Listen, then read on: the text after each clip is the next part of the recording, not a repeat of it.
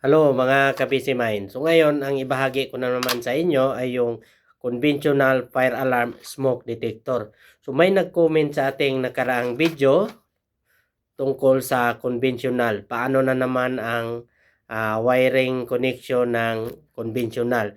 So ito, ibahagi ko sa inyo kung paano ang wiring connection ng conventional fire alarm system. So tandaan natin na ang fire alarm system na conventional ay maraming brand. So depende yan sa brand. Mayroong brand na pareho ang wiring connection, meron din na magkaiba, may in and out na connection.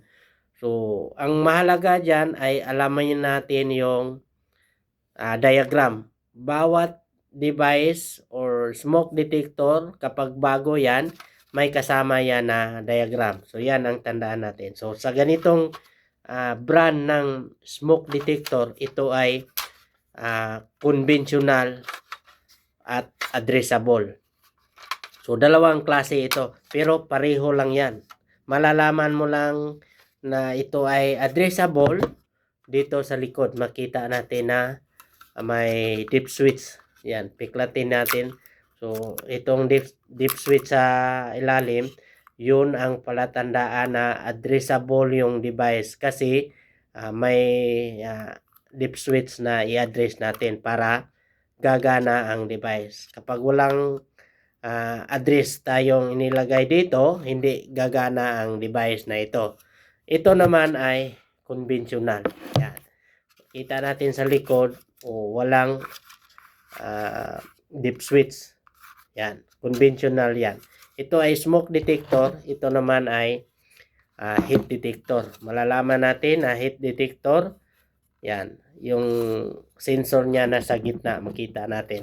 Ito naman ay smoke detector, may filter dyan na nakaharang. So yan ang smoke detector. So ito yung base ng device na ito. So dalawang wiring connection dito.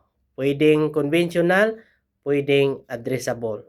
So yan ang tandaan nyo sa brand na ito ng smoke detector. So kapag conventional ang wiring connection, so may in and out. So L1, yan, kung makikita natin dyan, L1 in, L1 out. So yung L2 naman, yun ang common sa conventional wiring connection yan.